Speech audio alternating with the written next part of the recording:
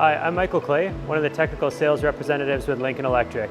Today, we're going to look at how easy it is to program a stitch weld using the Cooper app.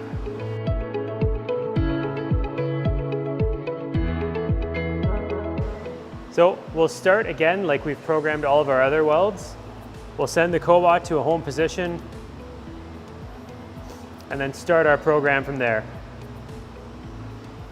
The idea is we'll program the cobot for the length of the weld that we want to have our stitch welds in. So follow all our same steps, program a weld start point,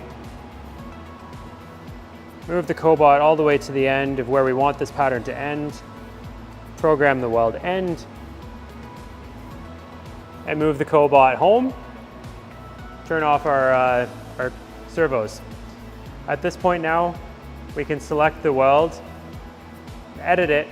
There's an option to convert the weld to a stitch. Now what pops up on the screen is we can specify our stitch length and our center to center distance. So for this, we'll specify a 50 millimeter weld length and the center to center distance of about 100 millimeters, and apply that.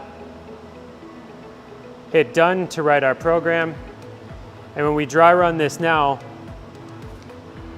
the cobot will come down to our start and weld the specified distance and then jump to our next weld.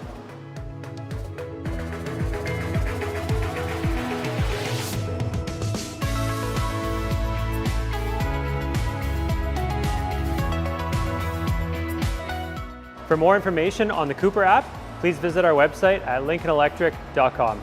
Thanks for watching.